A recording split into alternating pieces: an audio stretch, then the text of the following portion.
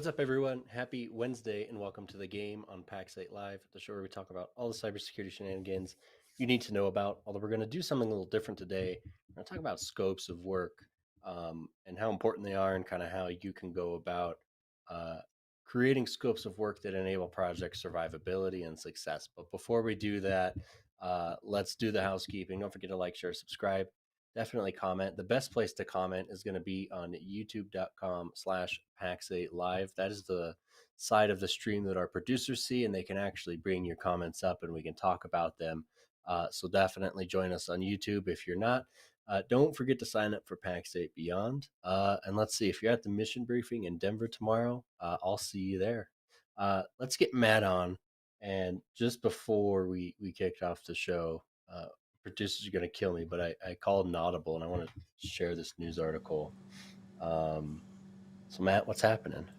Man, we're bringing back the news, Dom. Did you just like conjure up bringing back the news out of nowhere without even asking anybody? That's pretty. I mean, that's just pretty happened. big. You know, we had a few seconds before the show started, so I pulled up the record, and I saw Move It, and I was like, man. Oh. No, you must have been rewinding to June last year. That's not now. I know. I made sure I wasn't on the Wayback Machine, and I wasn't. So I was like, "This, we can't be serious." So, you're killing me. This is the article, right? And so Delta and Amazon confirm vendor breach as dark web posts revive Move It leak concerns. So I only had time to skim it, right? But it would seem that I don't think this is a new attack. I think this is probably speaking back to that time frame. Yeah. Right. And there's we're now starting to more see data that for sale.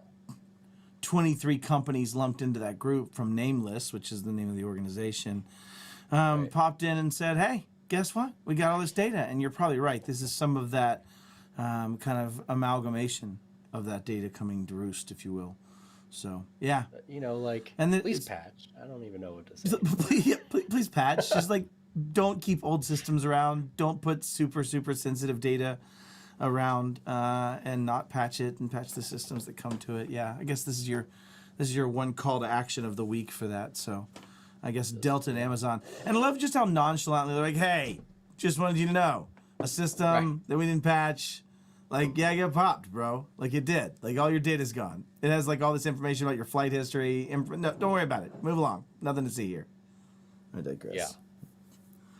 Dom just wanted to trigger me to start this show off. That's fantastic. But it just blew my mind, man. I was like, it was a good nostalgia because we were last talking about Move It, you know, on the news segment. So I was like, let's just cover this. In fact, there's still a non-zero number of entities that had threatened to sue me for some of the work I was doing on Move It, if you recall, from a year and a half ago, 2 years ago. I do recall. Yeah. I digress.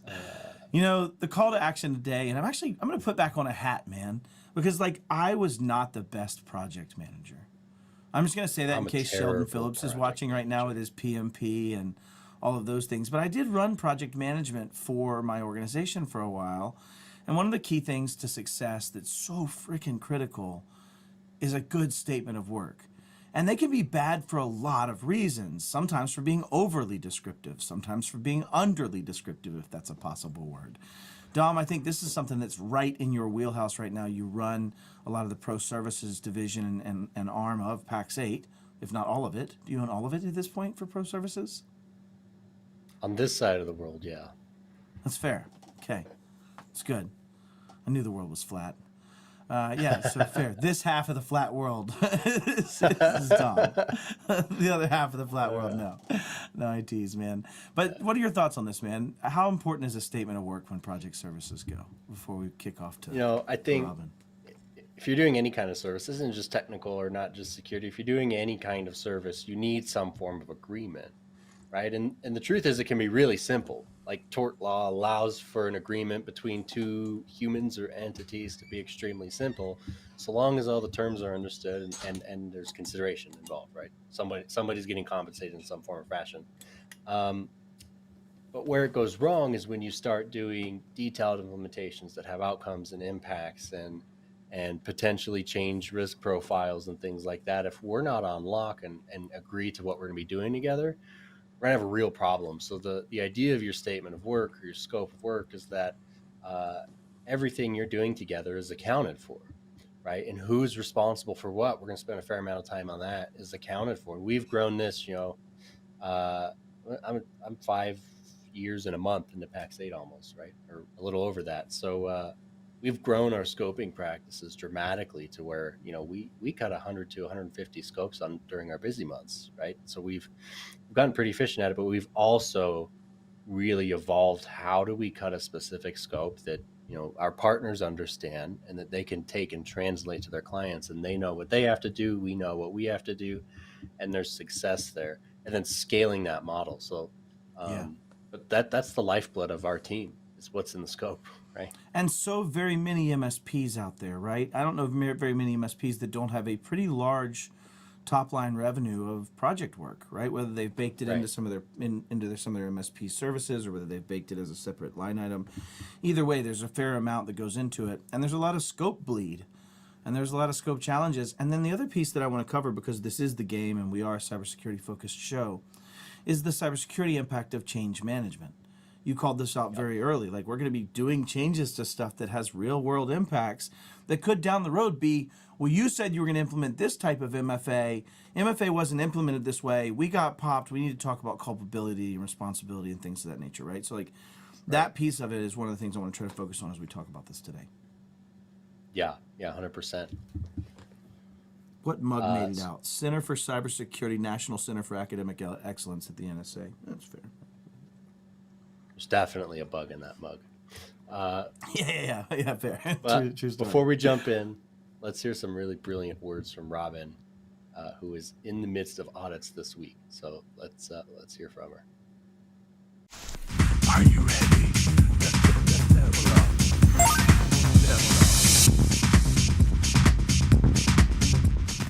Let's talk about data governance. That's actually not a topic that was high on my radar. And I tell you what actually changed my mind about it is AI. As we start using things like Microsoft Copilot and different things like that, one of the things they talk about is you need to have good data governance and data hygiene in your organization. Otherwise, you can end up overexposing data, pulling in data that is obsolete. So you might be making decisions on data that's not even good anymore. And you might end up inadvertently sharing something out in the wild to all your staff when they're doing their little Copilot queries that you didn't intend, because you don't have the right controls over the data in your ecosystem. And I'm going to tell you, companies have so much data. We've got data here, data there, customer data, employee data, prospective people's data that we might be doing business with. Data is everywhere. And one of the things that companies are going to have to shift to is the concept of data governance. We're going to have to really put guardrails around our data, make sure we're classifying it correctly, make sure we're handling it correctly. You know, I can't tell you how many times I've created a file, even personal file, and I was just too lazy and I didn't want to fill out the metadata for it. Well, you know what? That metadata becomes really important when you're starting to use things like different AI tools, because that data actually helps identify, should I pull this in to this query? Should I pull this in as a result of this prompt, or should I exclude it? And also controls. Who can see what? What's locked down? What's classified? What's internal? What's highly classified? What needs to only be seen by your executives? What only needs to be seen by, certain people conducting certain roles? The whole concept of data governance, it's huge. And it's not something larger companies are even good at. And smaller companies, small and medium-sized businesses, are often not thinking about how much data they have within their ecosystem. And so we want to get to the point where we are actually treating data like it's not gold anymore, it's platinum. We need to treat data like it is one of our core assets of our business that needs to be protected. And the way you're going to do that is with data governance. So the resource that I have for you on that, again, I like Udemy when the classes are on sale. There is a data governance class on Udemy that I'm going to recommend that covers the whole life cycle of data. And yes, data has a life cycle. How you bring it in, how you handle it, and how you share it, how you archive it, and when it's time, how you delete it. And I'm going to say one more thing about data and deleting data. That's a new ISO control. There are companies, just like there are people, they never purge anything. I actually have my baby booties. Why am I holding on to them? They're just so precious.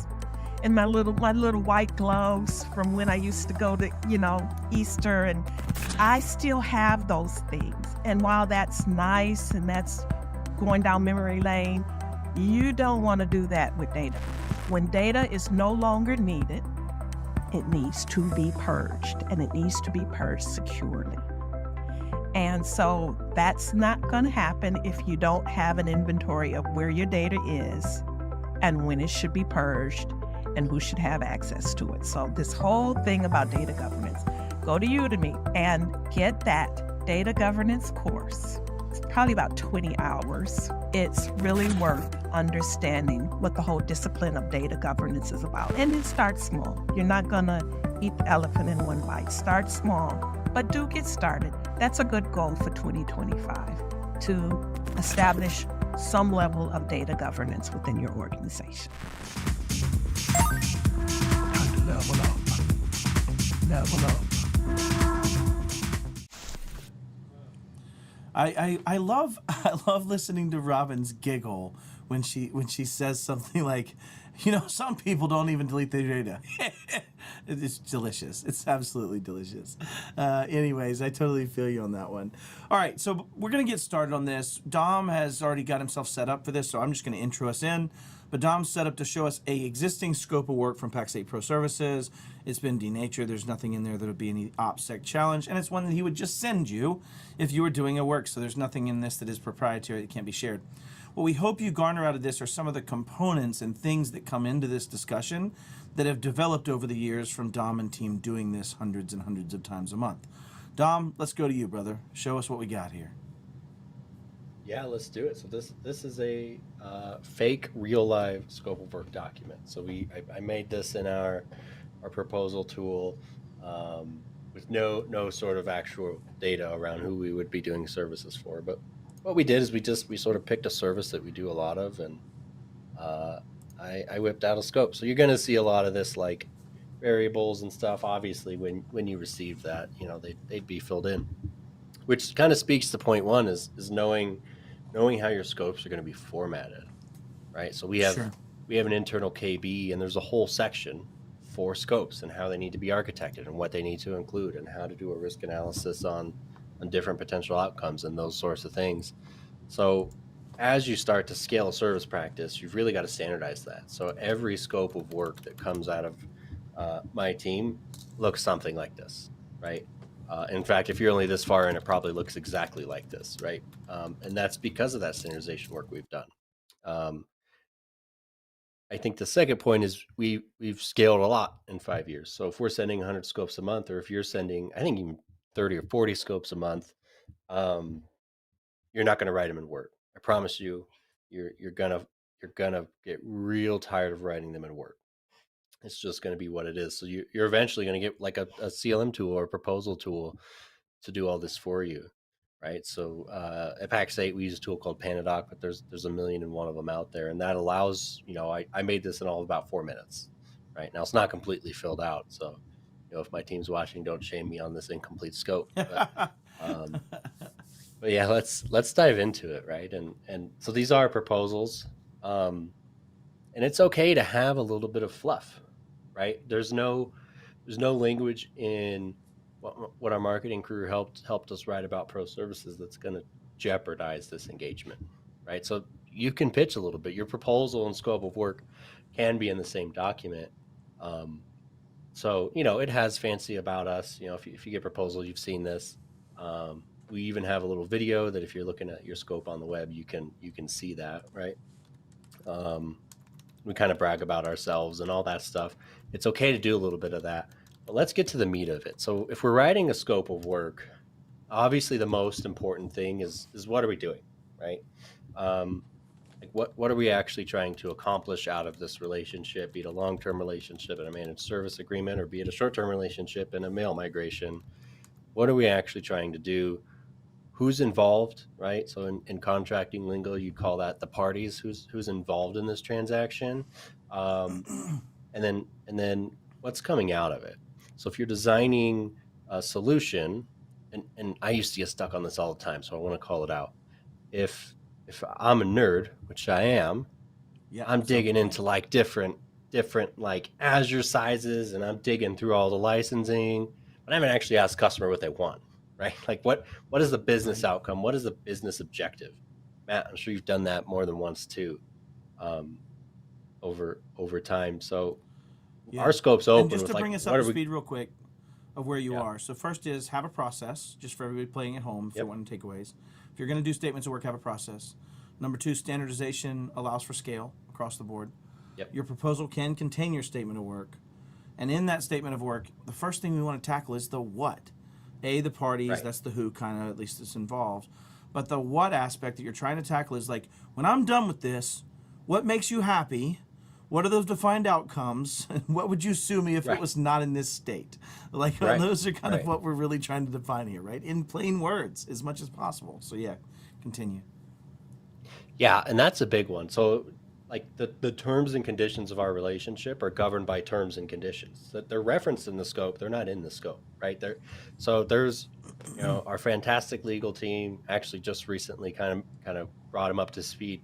There's pro services terms and conditions that you agree to by signing this, but they're not explicitly in here. There's a link to them, and that gets rid of so much mess, right? Obviously consult your own attorney, but referencing through links is relatively widely accepted in the legal space. So we can really get to the meat of the solution and let the terms govern our relationship. So you'll see a couple of things here that I want to call out that I don't think are unique to us, but something that took us a little bit too long to embrace. The first sentence in our scope of work is this is going to be a shared responsibility project. I'm in love right out of the gate, right? And that's hugely important. Now there's a lot of projects where for anybody playing at home though that does follow the drink every time Matt says shared responsibility model or shared responsibility matrix, you do need to understand that DOM is a direct extension of that game, and if you are at home listening to this, you must drink at this time. Okay, continue, Dom. Oh man, it's gonna be a long show for them. Is it though? Okay. Sorry for any dead people out there. So the first sentence is like, this is a shared responsibility project. And in IT and technology and security, almost all your projects are shared responsibility. You will have things that you cannot accomplish without your customer. We have things that we cannot accomplish without help from the partner. It just is what it is. Obviously, this is a sample, so it's between PAX 8 and PAX 8. That's it shouldn't happen. And in our case, we have a third party because we're doing work for your customers on your behalf. So we have these three parties. So SRMs, shared responsibility models, hugely important in our space. Then we have projected outcomes. Right, and this is a really simple one because this is such a light touch implementation for us. But as we get more nitty gritty, you're speaking to what happens. What do things look like when we're done? What's our desired state? Yeah. So it might be this customer is now, all their data is in SharePoint or all their emails and Exchange Online. You're now doing vulnerability scanning across the board for assets in there, right? Whatever it may be that we're trying to define, and what the outcome is in a business sense directly. Yeah, in a business sense. Right.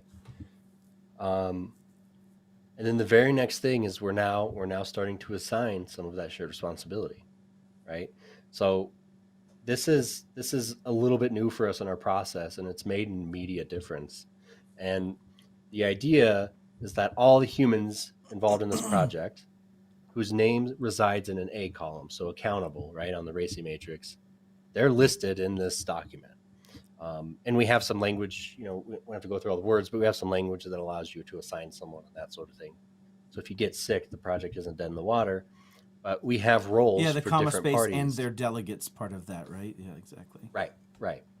Um, and I realized I totally made an oops by making this between PAX 8 and PAX 8, but you would It does typically make it see the other very tough company to name. tell where that Yes. line of demarcation Yeah. exists for sure. It's all Um, right though. so these top two typically would be PAX 8, which we have an operations manager who would be Yep. your project manager, their contact information. And then we actually very frequently, we have teams of engineers. So we very frequently move projects amongst engineers. So in our case, we say the engineering team will deliver this. The project manager is your primary contact. And the reason for that is if an engineer gets sick, I still want to be able to cut over your mail migration or whatever you're doing. So that That gives us has that direct flexibility. one-to-one corollary though, Dom, for MSPs. Like even with us, Yep. when I think we had 4 project team members at the time when I was doing that, we absolutely had 2 different. We had the team be what was delivering it. We actually had 2 different teams, but the teams would deliver it, and that way it could be either of those humans in each of those 2 teams. But yeah, Right. could call out for others as well. And that the project manager is always named. So if the project manager goes out, that team is fantastic. They're really good at making sure they have coverage and that sort of thing. So that part takes care of itself. And then we have different roles. In our case, it's the partner. In your case, your customer. You always have an executive sponsor. The executive sponsor is the one with the authority to sign a contract and write you a check, right? Like that's who that person is every time. So we classify him as the decision maker, scope signer, and that sponsor. Depending on who we're working with. If you're a small MSP, you might be fulfilling all 3 of these roles, and that's okay. But you're now accountable for all 3 of these roles, right? And for larger MSPs that we do work for, there's probably a professional services VP signing this, and we probably won't hear from that person again unless we need a change order, which we'll get to in a minute. But then they should have a project manager of some form or fashion. And in a lot of MSPs, it's not a professional project manager, and that's okay. Just needs to be someone capable of understanding the steps of the project and where it's at, and their own team's and often responsibilities. becomes that liaison aspect back to the client about where the project is, with the ability to communicate that. So whether that's a real project manager, dedicated human, or whether that's an infrastructure admin or a technician or someone that owns that, they're going to be the one to get the, hey, our team looks like we're done moving these pieces of data. I need you to stop using this data so we can move over and make the cutover, right? Like that kind of coordinative aspect. Is that a fair way to say it, Tom? Yeah, they're really sort of playing air traffic control with all the moving parts of the project. So our PM team's doing that at mass scale, but in particular for this project. So they're just passing on the information to the partner's project manager or the customers who now needs to help us coordinate, make sure nothing breaks while we do phase 3 or whatever. And then we need a technical brings us to the next role. Right. So for us, again, we're shared responsibility for most of our projects.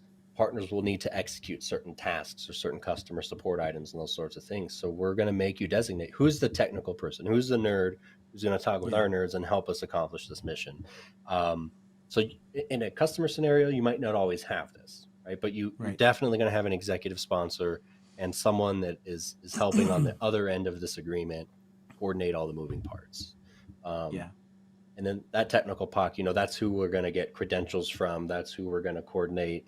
We need you to get this piece of PowerShell out or this. Yeah. I mean, how many times have you had a hybrid exchange server where it's like way more problems than were described before, and you have to then work with them for that migration of mail, or maybe in that case, hopefully those days are so far behind us. Hybrid exchange is always a problem, by the way. It is always we get it done, but it's always a problem. It is always at least for me, it was always so a these problem. parties, right? So if you look at the format, like these humans are all, they all have, or they belong to one of the parties in the contract.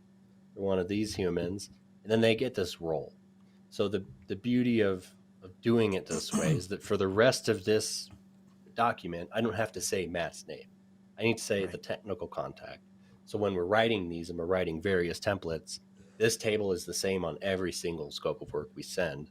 And as a result of that, when my team is building new projects and writing new scope language, they only need to reference who we're talking about, which is going to be, the project manager or the technical POC or whoever that is.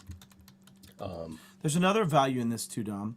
when reviewing a project to understand critical moments of who's involved, who's responsible, who's talked to, who do I need to look for, what are the comms, who the next, they're right there. They're always right there. They're in the same exact place in the same exact way every time. It's speed of that scale, of the normalcy. And we both signed and agreed to that, right? We've, as the executive sponsor on either side, we've both agreed that these are the humans. These are the people that are working together, right? Whether they're delegating or doing, it doesn't matter.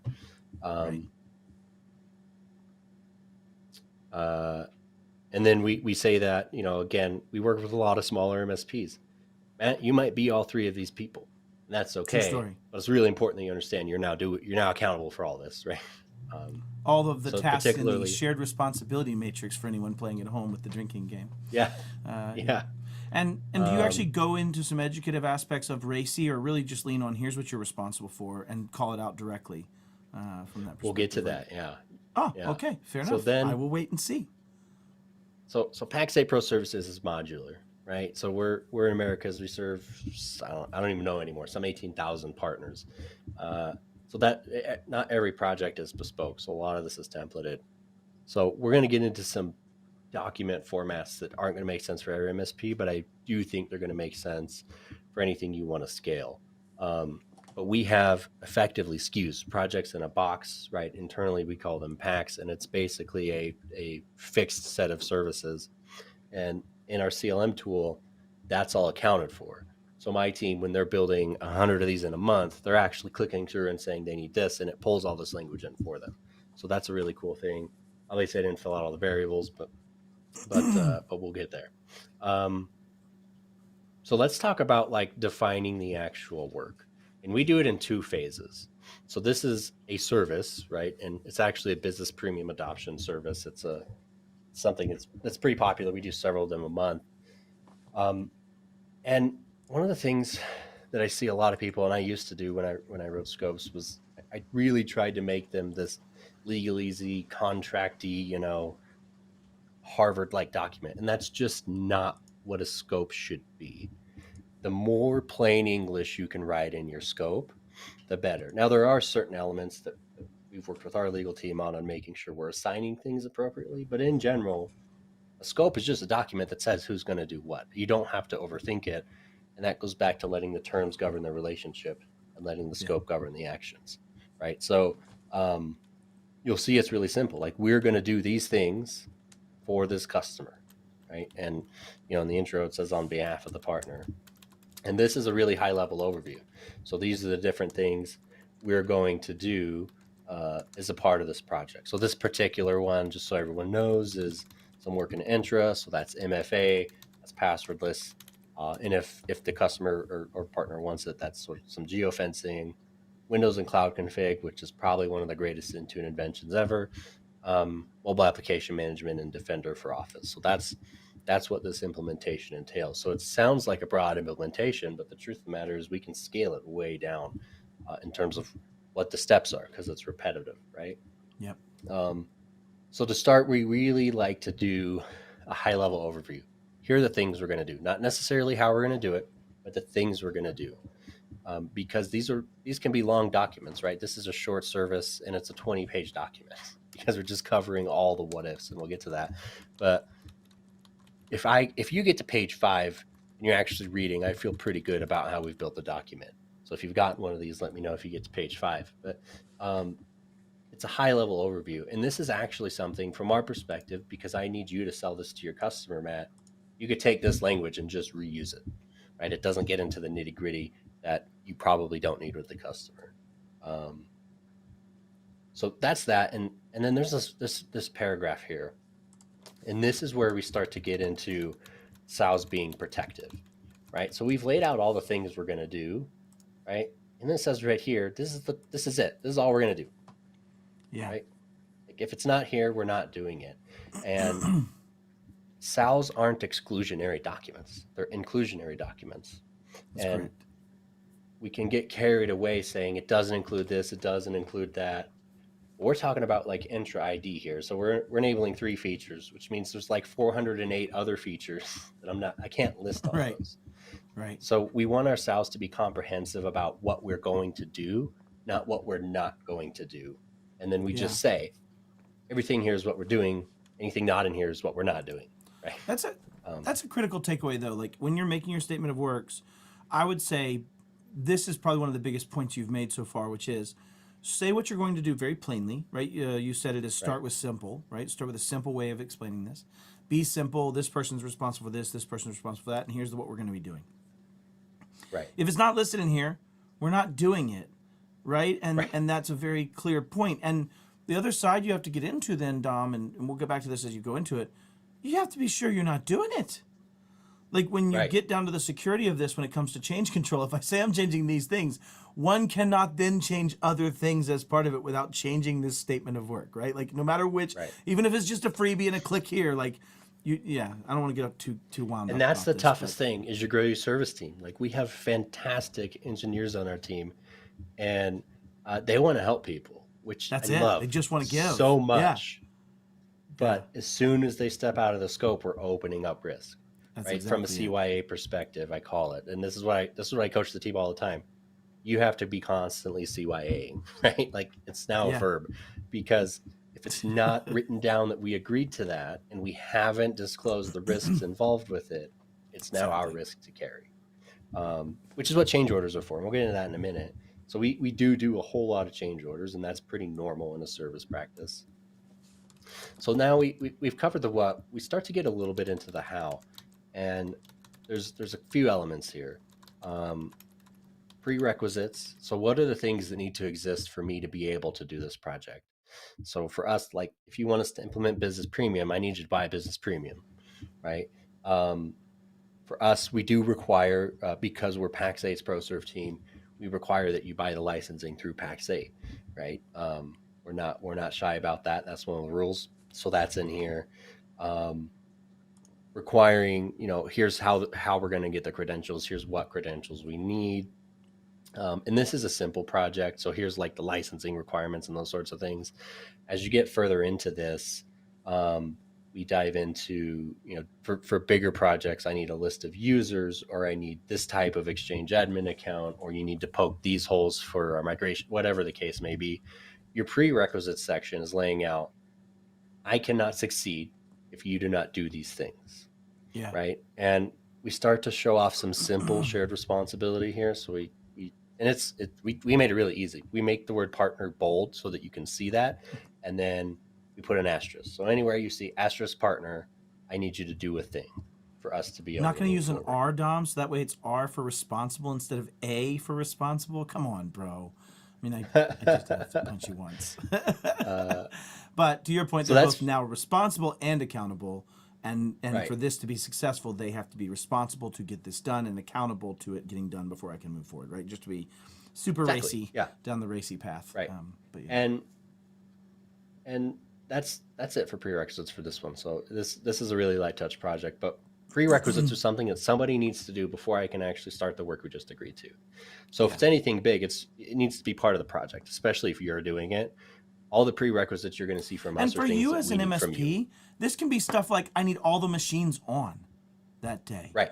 Right? Especially if you're doing a remote deployment of something. Like those are going to be those basic things that you're saying, hey, if I'm going to do this, then I need these requisites in place. Yes, you do need to already have the cables patched and patched down to the system. It can't just be there. They can't just be hanging from the ceiling. That's going to add 5 hours to this, at least for you to get the 5 I need up and functional potentially out of that 100 set of cables. Ask me how I know. Anyways, I digress. And in our model, like we will not kick off your project with engineering, because once you sign a scope, it goes to our operations group, and the pre-sales folks you work with are going to handle the prerequisites with you. So until you complete the prerequisites, we're not scheduling you with engineers, because engineers are busy, right? And I need them a certain amount of billable and these sorts of things. So prerequisites are hugely important for us. You will not get a kickoff call until you get prereqs done. And we're never going to get through this just because you have so many good nuggets, Dom. This is another one of those of like having the prerequisites be validated by somebody other than the limited resource that you have, right? If you have 2 good project techs, don't make them also do their requisite. I had a project tech named Javier, who is the best project tech still to this day that I've ever met in my life.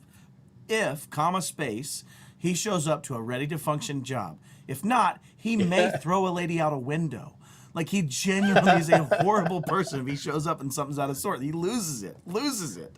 And I will say there's a value though in how much his time is worth and having somebody else do it. So Don, that's cool that you have an ops team that does that prior to engineer engagement. And they're fantastic at it. And it's again, as you scale, you need to consider breaking those functions out, right? You should eventually have a PM team, because if you're coordinating 30, 40, 50, 100 projects, engineers are not project managers. They are not. They can struggle through it at small scale. They are not project managers at large scale. They need project management help, right? Yeah, I see you pointing yourself. So I'm going to breeze through this one, but this one is assumptions, right? Yep. And this is different than prereqs, and I've actually gone back and forth with folks about this. Assumptions are things that we think are true, right? That's correct. And an assumption is a risk. You know what they say about assumptions, right? They make something out of you and me, as I understand it. Exactly, yeah. But there are certain things that, like, maybe neither of us can control. That's a big one for assumptions. So, like, the power is going to be working that day, right? Yep. Oddball things like that. There's going to be a stable internet connection through the course of this migration. Why do we care about those things, Dom? Why do we care about codifying them? It's a little bit of pre-winning the blame game.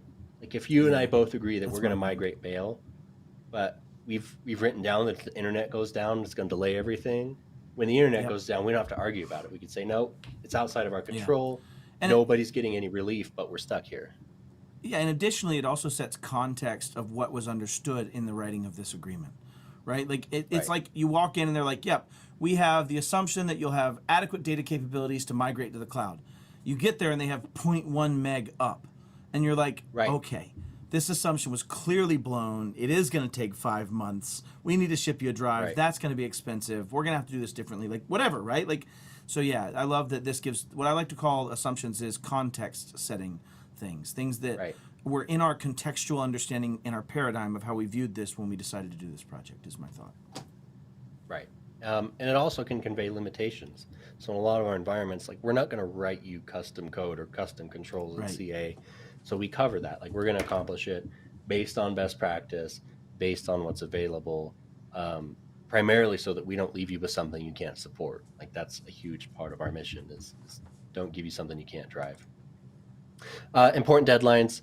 These are just the things that, like, we agree to schedule your kickoff call within 10 business days after you finish the prereq, right? We anticipate the project to take this long. It shouldn't take longer than this.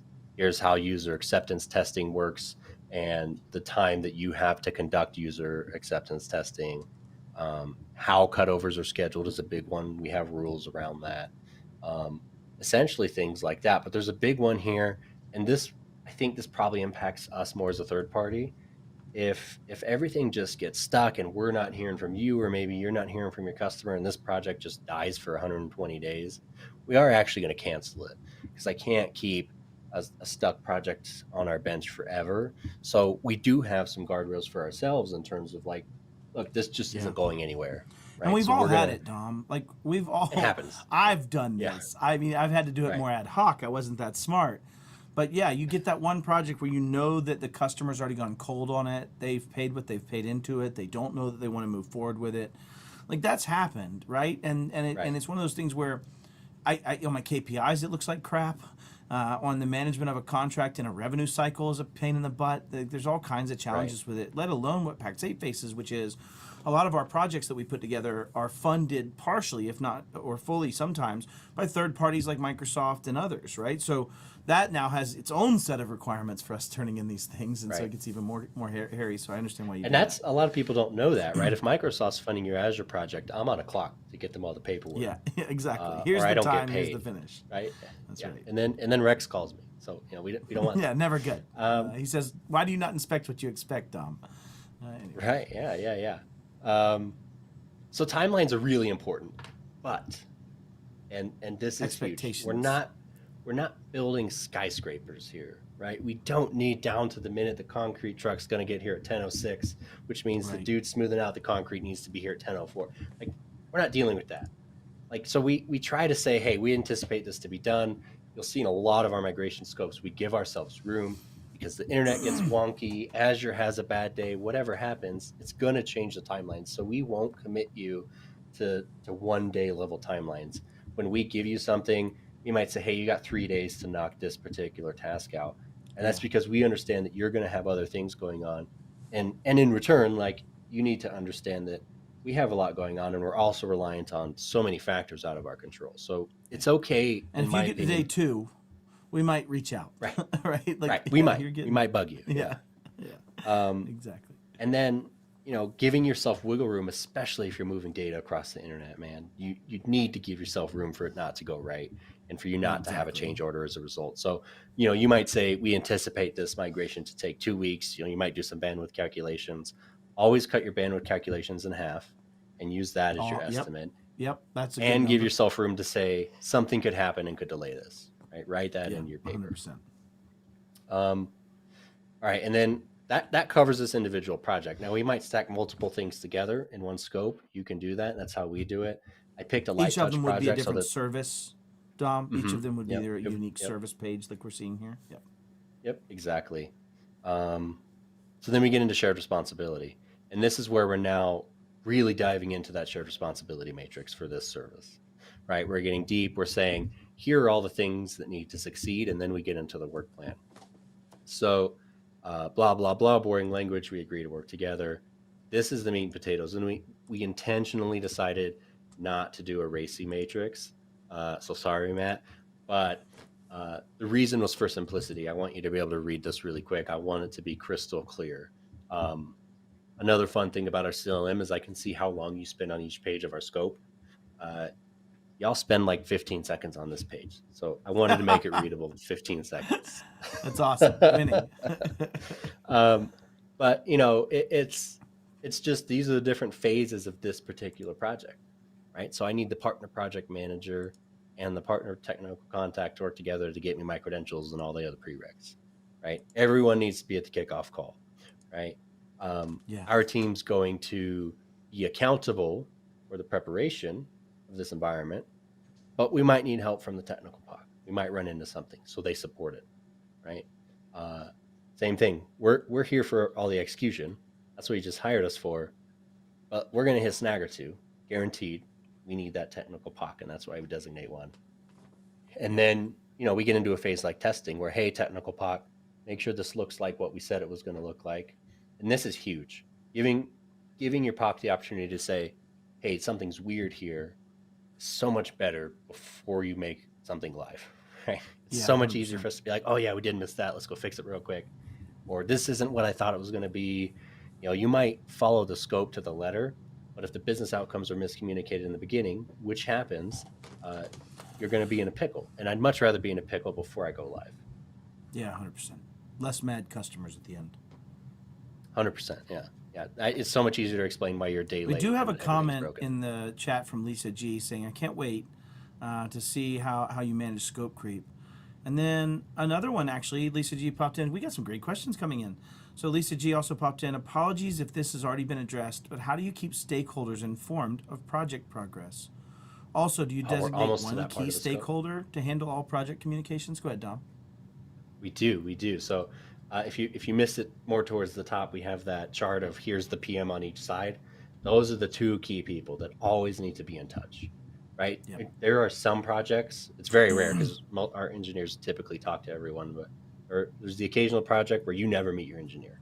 Extremely rare, but you will never not know who your project manager is, right? And we will never not know who your project manager is. So we'll get to that because we laid this out. So all these things we've added, there's a scar somewhere associated with it, by the way. This is all hard knocks, or most of it is hard knocks. But great question, Lisa. It tells me you understand that challenge really from stakeholdership being involved. So very good. Mm-hmm.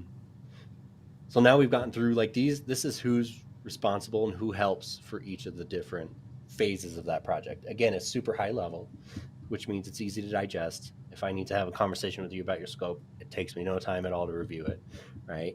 And then throughout the rest of this, gets a reference. So we're always relying on this SRM. And then we get into the actual work plan.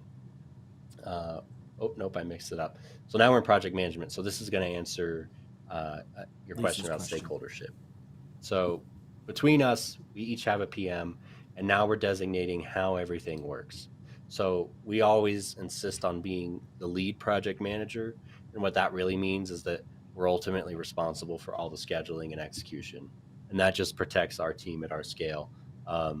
So we always take charge of project management, but we work with and collaborate with your project managers. Essentially, what we're saying here. We cover things like, hey, this is managed in our platform, not yours, right? And that's an important thing because we do work for MSPs and everyone has their own PM tool, but we need to manage our work in our PM tool. But even if you have a more mature customer, they might have a PMO, a project management office, and they might want to manage it.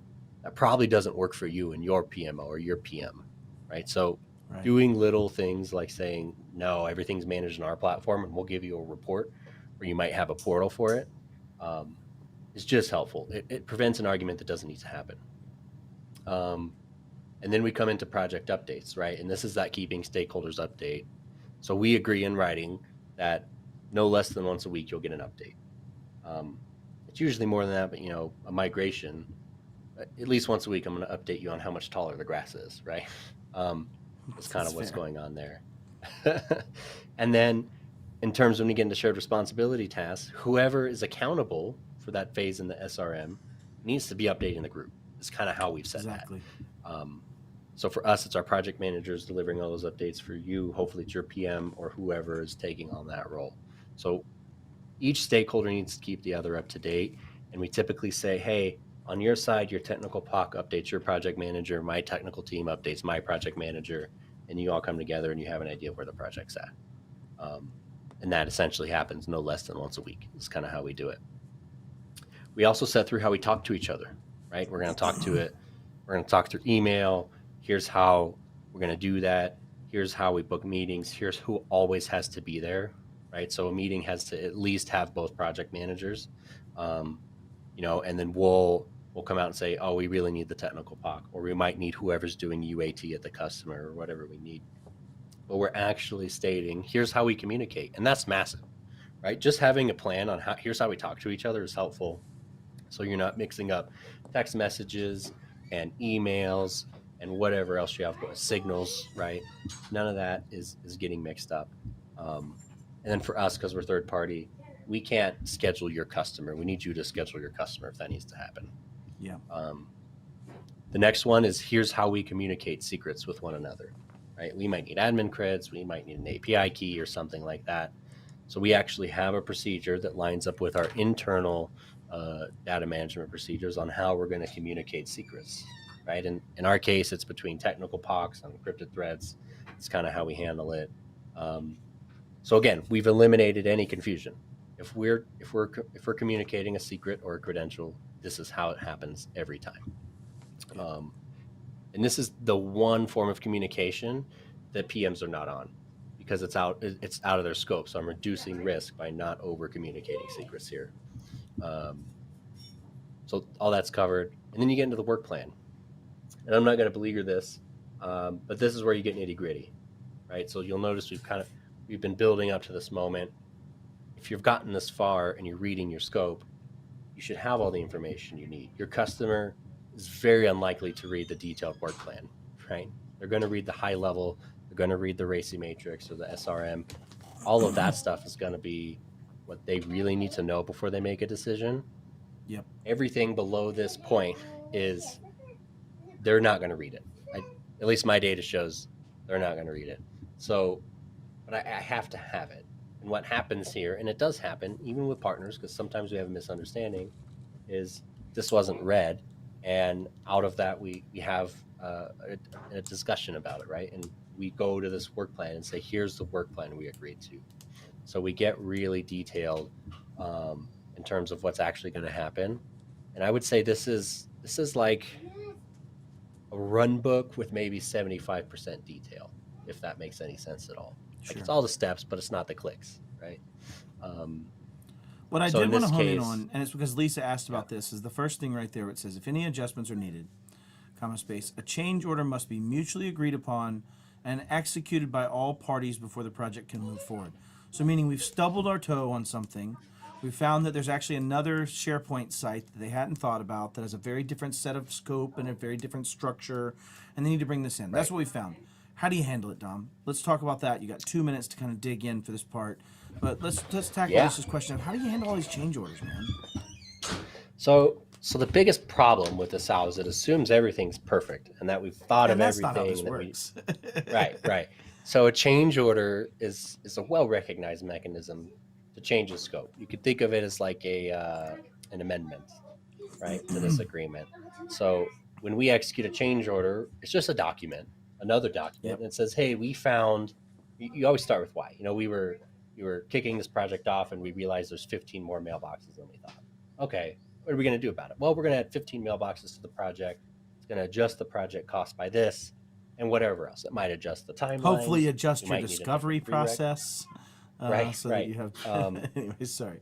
and and then we're going to agree to that. So we're just assigning another document that says we've changed the cost by X, which could be zero sometimes, but more importantly, we've changed this work plan and what we're actually delivering. And what that does is it puts everything in writing again. It brings the CYA factor back because we've now agreed in writing to what needs to happen. So you've sent me your change order, and I disagree. I don't want to pay $7 more. I'm not going to pay 7 times 15 or whatever that number is. I say no. How do you handle that, Dom? Like, I'm putting you on the spot here, but Lisa's giving me good questions. I don't even have to think. They're amazing. Yeah. So I use the term material change a lot, right? Because there is such a thing as an immaterial change. If it's one extra mailbox, I don't really care. I mean, the risk of that is very low for me. I might have to credit you back an extra license, right? The the key to materiality is a couple things. Is it going to cost me more money to deliver you that, right? And if it is, I need to charge you more money, or am I opening a risk? And if I'm opening a risk or it costs me more money, frankly, like we're either going to complete a change order, we're going to proceed with the scope of work as it was written that we already agreed to. And if I Sure, there's can't the do answer. that for some reason, like it's a breaking Yeah. change order, we're just going to cancel Yep. it, right?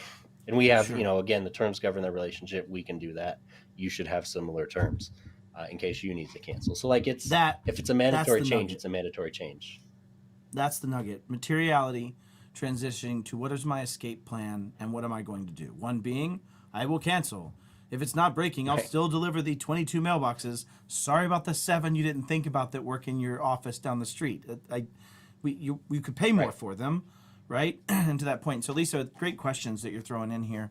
Change request, how that's accepted, how you manage it. And then the aspect of like, what do I do when they say I'm not signing that change order? Like, there's a bail process of what has to happen. And I think the more formal you make that, the more it doesn't seem like you're responding off of the cuff, right? You're actually just, this is the way it works. This is our process. You agreed to it. We have this in T's and C's. You want to dig deep, it's there, right? To your point, Right. In that regard. So, all right. And then I'll wrap this up. So we've gone over all that. Don't forget to put a dollar amount in here, right? Like, here's how much you need to pay me for all this, by the way, right? Wait, we charge for this? That's hugely important. So there's, yeah, we do. But at cost, it's a great deal, man. Yeah, we You should do break definitely check even out on our pro serve. So make sure you have a cost table, and we do flat fee, so you're going to get one line item of here's how much this costs. But however you cost it out. And then the one thing I want to make sure, we have all kinds of disclaimers. You might need those, you might not. This is all legal stuff. It does say things like, hey, don't block port 443 on your firewall for migrating your mail. Like Yeah, don't make crazy changes, those sorts of things. But this is where I was talking about, like, this is it. This is the last page. All the terms and conditions are incorporated by link. And work with your own legal counsel to see if you can do this.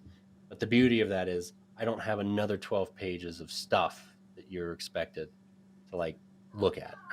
You are expected to look at it. Let me be clear. But it's not dirtying up this document. Please read the terms. It doesn't make this a 40-page document instead of a 20-page document, right? With a lot of legalese to that statement. So, yeah, I think this hits the nail on the head. Lisa says she loves this statement of work so much. If we want to pop that up, it's great to see you here. Thank you, Lisa.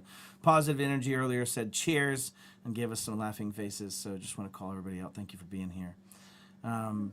Dom, anything you want to add to this before we try to close this out? And I do a horrible job at trying to do my best at statement of work and the play of the game.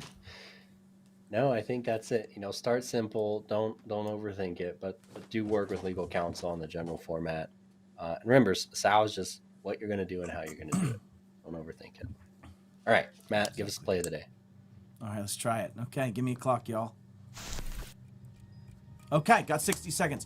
Number one, have a process. If you're going to have a statement of work, you have to have a way to make it the same every time, not miss things.